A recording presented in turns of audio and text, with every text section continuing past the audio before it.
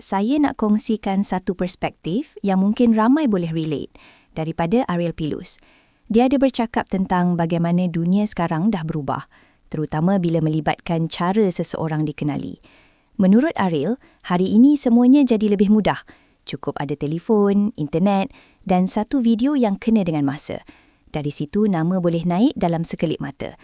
Tapi bila dia imbas balik perjalanan sendiri, cerita dia jauh berbeza. Dia mula sekitar tahun 2009. Waktu itu kalau nak dikenali bukan sesuatu yang mudah.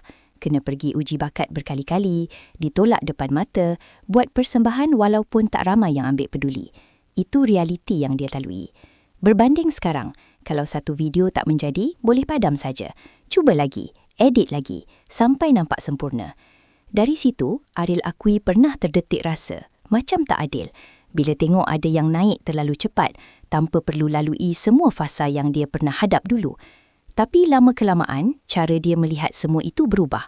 Dia sedar, ini bukan soal adil atau tak, tapi soal siapa yang lebih cepat faham permainan baru. Media sosial memang boleh buat seseorang jadi popular, itu dia tak nafikan.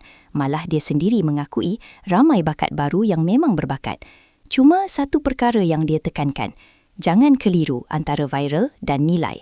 Dua benda yang nampak sama, tapi sebenarnya sangat berbeza. Kalau seseorang hanya kejar populariti, mungkin boleh dapat perhatian dengan cepat. Tapi untuk kekal, itu cerita lain. Bagi Ariel, hanya nilai dalam diri yang akan buat orang terus diingati. Dan mungkin itu yang ramai terlepas pandang sekarang. Apa pendapat korang? Viral sudah cukup untuk berjaya atau nilai diri itu yang lebih penting dalam jangka masa panjang? Terima kasih kerana menonton Chua Viral TV. Jangan lupa like, komen dan subscribe untuk terus dapatkan update terkini tentang dunia hiburan Malaysia.